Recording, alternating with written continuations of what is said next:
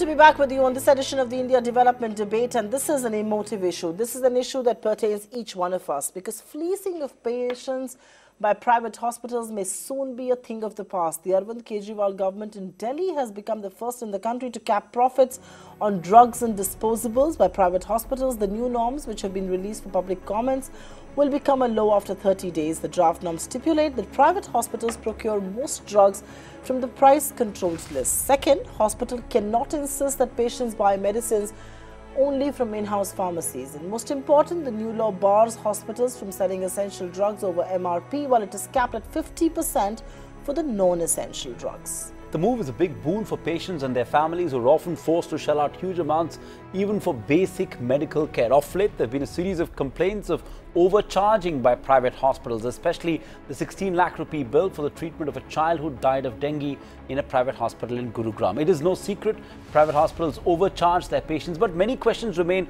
on the real impact of such a legislation. Some experts say hospitals will find a way out to keep their profit margins intact, while many believe that the right cure lies in stepping up the quality of public healthcare facilities. The first move by the Delhi government to rein in private hospitals, that's a topic of discussion tonight on the India Development Debate. Joining us on the show this evening, Dr. K.K. Agarwal, former president of the Indian Medical Association. He's also part of the committee that came up with these guidelines. Abhay Soy, co-founder and director of Radiant Life Care Private, and of course Ashish Khaitan, spokesperson of the Aam Aadmi Party. We'll also be joined by Shailja Chandra, former Chief Secretary, Delhi. Thank you all so much for joining us. Ashish Khaitan, simple question first up. Should government be in the business of clamping down on private profits?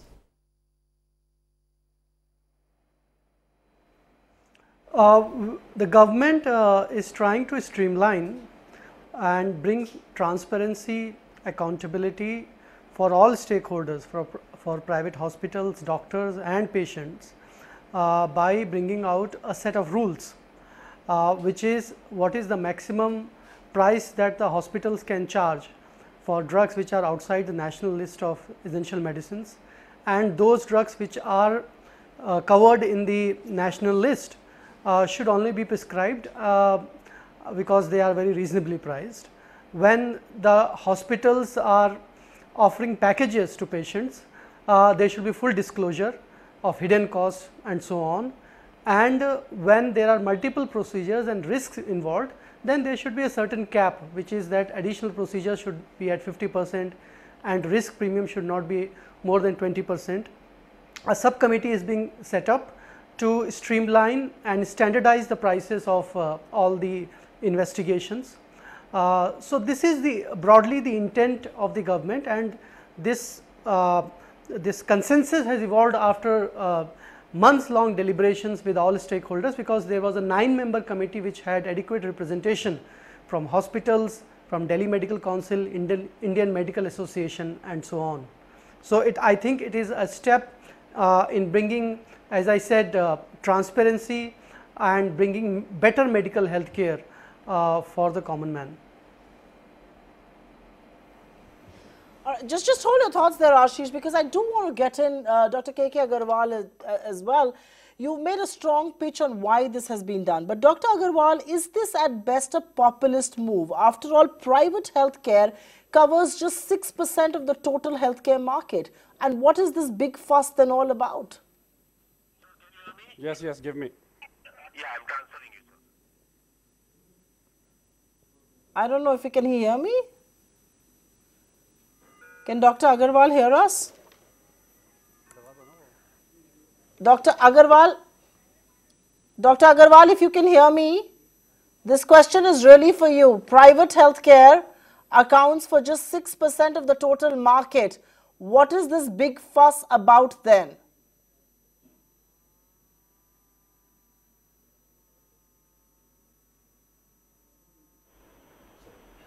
Hello.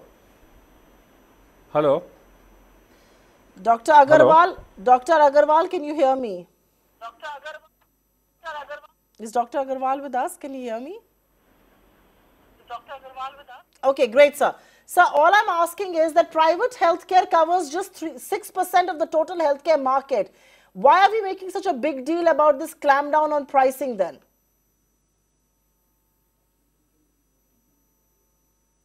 When I was the president of Indian Medical Association, there were lots of issues, and till December we were trying to sort it out to make it more transparent. Then Delhi government created a committee. I was a part of that. Whatever Delhi government is coming out, they're coming out with a transparent system, because there is a lot of hue and cry, and a lot of people says there is a profiteering. To make it more transparent, Delhi government suggestions have come, which are on the public domain for discussions. Okay, Abex, comment on that. Do you agree? Do you believe that this has been done in a transparent manner? And you know, to take the point forward, NPP asserts that private hospitals make profits of up to 1700% on drugs, diagnostics and consumables, and force consumers to buy from their in-house pharmacies. In fact, this they believe makes up for 46% of a patient's bill. So isn't there a moral dilemma over free market argument that keeps getting thrown up for the sector? Because this isn't just another sector after all. See, look, I think, you have to look at it in its totality. Now, I do appreciate the fact that certain elements, within a bill may make up, 100% profit, will have 200% profit, 500% profit, so on and so forth. If you buy a syringe worth X, it may be being sold worth 10X, but it may be a difference between 1 rupee and 12 rupees is being sold at. But all in all, if you look at it, I don't know of many listed hospital chains as well who are making an EBITDA margin of more than 12 to 14%. So, you may believe that, hospitals are profiteering on certain elements, but effectively they're going to subsidize other parts of the bill as well. Because all in all baked in is giving you 12 to 14%, 14% EBITDA, and perhaps only single digit, return on capital. Now, the moot point away, I think the important point is, of course, the entire transparency aspect of it is welcome. It's more than welcome. And I think, it is necessary in the interest of the people, into the interest of the doctors and hospitals, also for them to be seen that they're not profiteering. But, perhaps putting price caps, and that really needs to be seen what the committee eventually comes up with. Because really, I think it all depends on the fine print. What kind of price caps you're going to put and what effect that's going to happen. Because all hospitals have different, specialities that they're offering, different equipments and technology they're offering, and so on and so forth. In ICU, somebody may have ECMO machine, somebody may not, and so on. Really, the question is, if you're going to put price caps on the overall package, what are really those price caps? So if it's a JCI hospital, if it's an NABH hospital, if it's a hospital located in central Delhi versus outskirts of Delhi, and so on and so forth, what are these price caps that they're going to be? But I think, as far as the first part of the argument is concerned, or the first part of the debate is concerned, so far as the essential drugs are concerned, I think, it's a welcome step that it's going to be transparent. Right. I'm glad you're on board with some part of what has been done, but I think you're bringing a very important argument to the table, which is about the profitability of these hospitals. And Ashish Khaitan, I'm going to throw this your way. A cursory look at balance sheets of most private hospitals don't really paint a very rosy picture. Fortis is almost bankrupt. Apollo has an EBITDA level of 10.3. Narayan Hrudayalaya operates an EBITDA of 14%. Max has similar such levels, 12.3. With such low levels of return on capital and on investment, will capping prices make these single-digit margin businesses unviable? It may seem that they're making a lot of profit, but in the larger picture, they're not all that profitable. Ashish? I think you have really mixed up the two issues, and the gentleman who was speaking before me has also mixed up two completely distinct issues here. If you want to debate about return on investment, profitability, single digit profit or double digit profit, that's an entirely separate debate. We are not getting into that.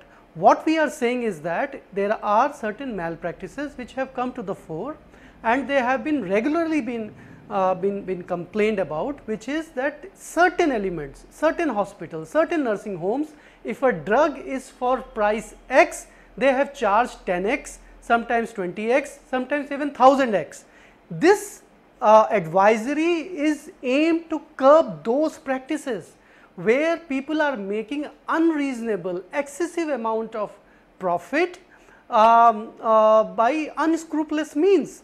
This is not any way impinging upon reasonable returns on investment by private investors in private medical facilities. That's a separate debate altogether. What we are saying essentially, we are saying that there are 300 odd drugs in the national list of essential medicines. If you are prescribing a drug which is present in that list, it should be only that drug which should be prescribed.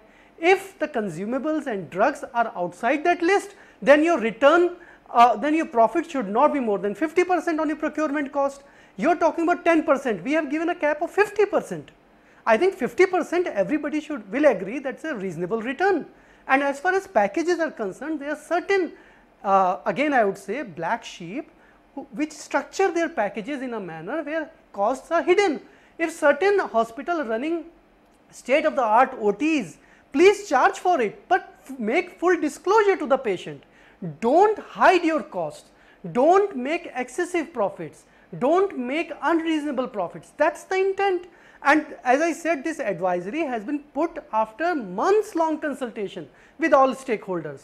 So please don't mix up this advisory with overall the issue of overall return on investment. Okay, that's an entirely separate debate. Ashish, I take that point. And I don't think anyone's going to dispute with the intent to make it transparent, at least medicine pricing transparent is in hospitals is a point well taken. I think the broader issue is, and given the sort of economic thinking of the Aam Aadmi Party, is this to be seen in the larger context of a sort of an anti-free market move? That's a larger point. Again, you know, getting into packages, you know, what is super profit, etc., etc. Should one leave it to the market? That's the broader point. But Dr. Agarwal, if I could come to you, hospital is a tough break-even business. On average, it takes 4 years to build with permissions, 2 years EBITDA break-even, 1 year for a cash break-even. You know, you've been a doctor yourself. Do you believe a move like this could dissuade investments? I don't think so. Investments will go away if you make the system transparent. When it came to the committee never talked about how much capping should be done on bypass or how much capping should be there on stenting. What they wanted was a transparency. Plus they said if it is a high risk, you can charge 20% extra. And if there are complications, you explain and be transparent. What are the chances of death? What are the chances of complications? And if complications occur, what is going to be the price? What the committee felt was transparency is more important than hidden charges, as what Ashish has been talking about. That in healthcare system, this shouldn't happen. A patient came with a budget of 1 lakh and then he says complications have happened. Now you'll have to pay 10 lakhs. If complications will cover 10 lakhs, that 10 lakhs should be told to him before admission that yes, in normal cases your bill will be 1 lakh. But if the following complications come, the bill can be 9 lakh or 10 lakh. That will be a transparent system. Regarding NLEM and non-NLEM, see what the committee had discussed about is that in NLEM, National List of Essential Medicines, the price is capped by the government. Because in non-NLEM, the price is not capped. Therefore, in a transparent system, you will have to explain to the patient, I am writing you a costly drug for the following reason. Take the consent of the patient and then write the drug. Unfortunately, in devices, the government has not made any NLEM and non-NLEM devices. Therefore, once in devices there is no NLEM, therefore manufacturers can put any amount of money. Today, a drug can be available as generic trade or generic brand. And the cost of the drug with the same company can vary to 1,000 times. One company, one drug, one price, till that comes by the government of India. I think, and in non-NLEM, some price has to come. The committee, the government was suggesting 30%, but the committee said no, it has to be 50%, at least 50% in non-NLEM devices, that should be the profit margin. There is no way there is a discussion about what there should be a capping of doctors' fees or a capping of a room rent, capping of other things. That has to be decided by the forces of the market forces. It was also decided that a hospital should not force a patient to buy the medicines from the same place. Right. I get your point, sir. Yes, you've made a broader point. I think that's an important point that you've made. I can't not agree with some of the points that both you and Ashish have made, but there is obviously a doubt that I have in my mind. Because in hospitals, there is a transparent pricing and there's an opaque pricing. As far as the transparent billing is concerned, their OTs and you know, the room rents is transparent. Medicine is perhaps opaque and you're trying to take care of this. Abhay, I'm going to come to you. Given the fact that there is a cap of 50% on markup price for non-essential drugs and market price for essential drugs, do we run the risk, and I'm purely asking from a consumer, a patient point of view, do we run the risk of hospitals inflating the room rent and OT charges to subsidize what they're going to lose out on perhaps consumables and drugs and diagnostics? Look, I think, at the cost of reiterating myself, what the government has done, and clearly it's a welcome step. And like Ashish mentioned, that there are certain black sheeps, it's not as if everybody can be painted in the same brush. Okay, so the transparency aspect of it is entirely and totally welcome. The fact that, one should be transparent and they shouldn't be seen to be profiteering, that is also welcome. I think the concern the private sector necessarily has is that would there be capping on, like you said, other transparent measures like room rents, OT charges, so on and so forth. Because by the end of the day, if you're going to have an increase of minimum wages by 40%, if you're going to have other things, etc., all of this is going to have an impact on, your pricing as well. And then eventually, because there are wafer-thin margins, you will be looking at transferring it to the patients in some manner. As long as you're not hamstrung in doing so, you're okay. But, if the intention of the transparency is really to look at the black sheep within the whole system, etc., and, making sure that the right pricing is demonstrated in the bills themselves, I think it works. But other than that, if you're going to start capping, which I think in some manner Dr. K.K. Agarwal as well as Ashish have clarified, that they're not looking to essentially cap perhaps room rents and OT charges and so on and so forth. That kind of takes care of the concerns of the private sector as well, I would say. Ashish, just for the sake of the benefit of our viewers, is this a first step indicated that, if you could clarify once again, is, are you looking at capping sort of room charges or, OT charges? Is that under consideration at all at a later stage? If you could clear the air on that. And also a follow up, is this whole debate also a reflection of the poor state of sort of government healthcare and government hospitals, swarming with patients not getting attended? Is that also something that is, the government's focus, both centre and states? See, I want to make a couple of points. Number one, this government, the AAP government in Delhi, appreciates and is cognizant of the immense contribution that the private healthcare is doing in the realm of public healthcare.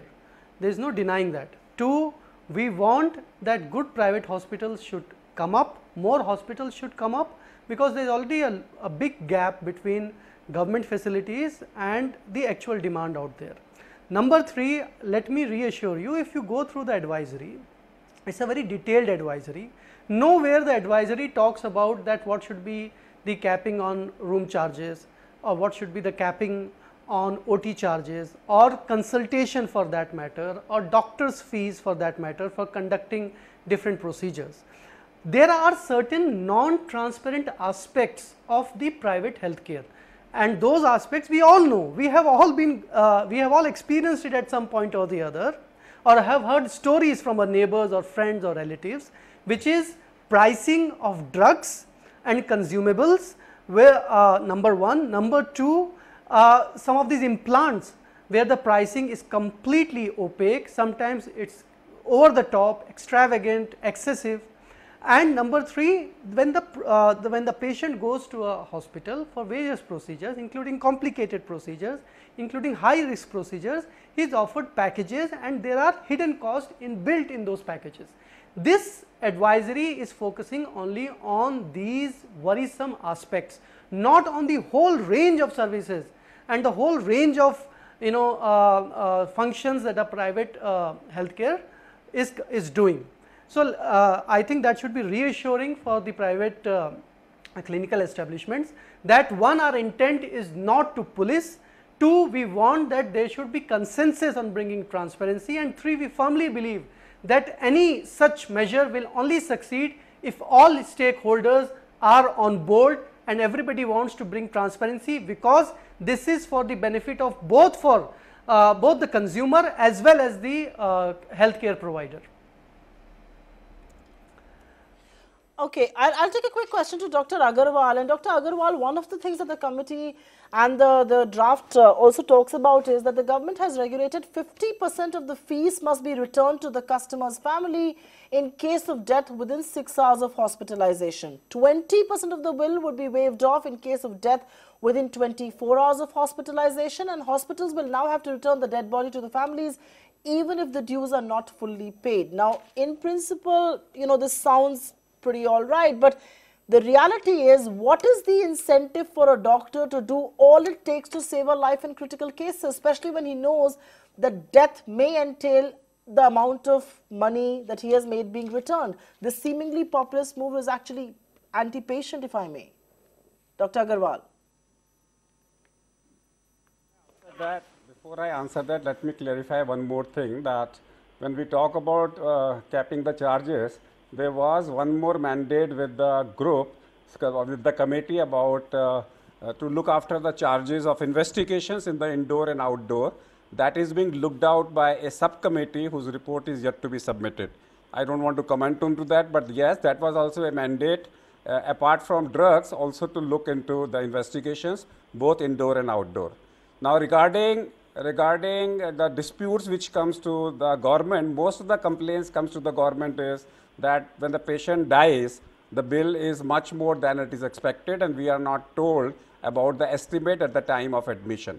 So there was a debate in the committee, should there be a 100% waive off, 75% waive off, 50% waive off, 25% waive off. Then it also came in the discussion that some charity needs to be done by the hospital in case the patient dies.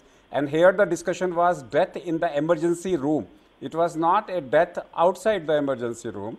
That's a matter of debate, because it is open for public to give their suggestions. One of the points for discussion will come is 6 hours death within the ER, where as per the law you are supposed to provide only the first aid, and in that particular position the cost of consumables, the cost of investigations will be paid by the patient as it is. In rest of the charges, there was a discussion on concession.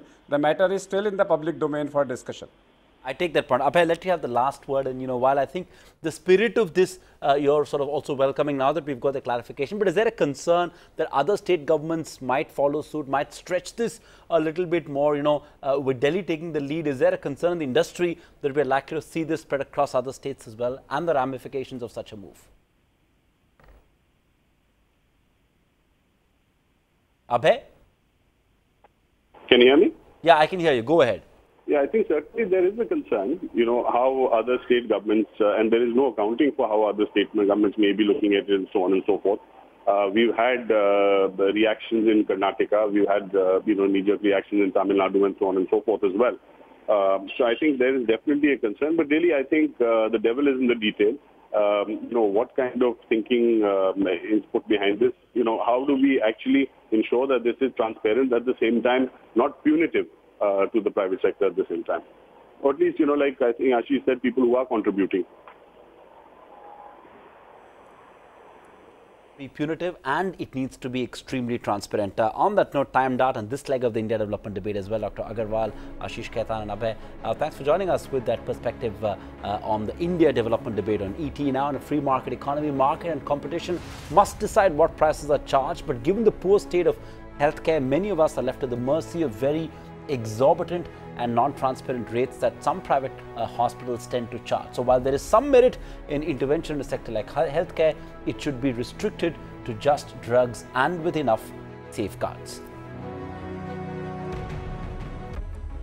Indeed, and I think the larger point is that the decision also brings to light the poor state of government healthcare. It also brings to light the poor rate of insurance penetration, which could have been the answer to some of these social ills, and the government can't look away from that in a country as poor as India. But the other point I think that people need to ponder over is that private healthcare caters to just 6% of the healthcare market in the country, and if that market were to expand, if that 6% were to expand, there will be volumes of scale that will perhaps also bring prices down. But on that note, thank you very much for being a part of this edition of the India Development Debate. Up next is Top 10 at 10.